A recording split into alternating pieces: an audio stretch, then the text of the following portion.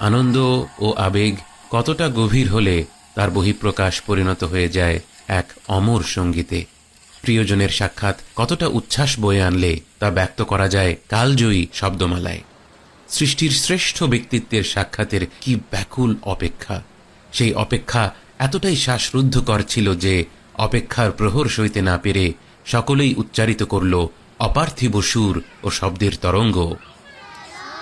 তলা আল বদরু আলাইনা মিন সানিয়াতিল ওয়াদা ওয়াজাবা আশ-শুকরু আলাইনা মা দাআ লিল্লাহি দা। প্রিয় শ্রোতাবৃন্দ, মহান রবিউল আউয়াল মাস মহানবী সাল্লাল্লাহু আলাইহি ওয়াসাল্লামের জন্মের মাস। এ মাস উপলক্ষে তাঁর অভিবাদন লক্ষ্যে গাওয়া মদিনাবাসীর সেই বিখ্যাত নাশিদটি আমরা শব্দে শব্দে অর্থ করার চেষ্টা করব, যেন পরবর্তীতে কখনো নাশিদটি শুনলে হুবহু অনুভব করতে পারি।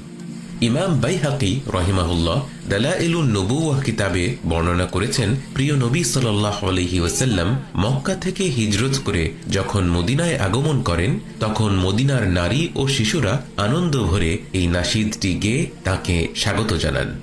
অন্যদিকে আরেক দল উলামাগণদের মতে তাবুকের যুদ্ধ থেকে ফেরার সময় নবীজি সাল্লাল্লাহু আলাইহি ওয়াসাল্লামকে অভ্যর্থনা জানাতেই এই নাশিদটি উচ্চারিত হয়েছিল। বাস্তবে নাশিদটি যে সময়ে গাওয়া হয়ে থাকুক না কেন, এর মর্মস্পর্শী কথাগুলো যে আমাদের হৃদয়ে নবী সাল্লাল্লাহু আলাইহি ওয়াসাল্লামের প্রতি গভীর ভালোবাসা এবং তার আগমনের জন্য সীমাহীন কৃতজ্ঞতার সঞ্চার করে, সেই বিষয়ে কোনোই সন্দেহ নেই।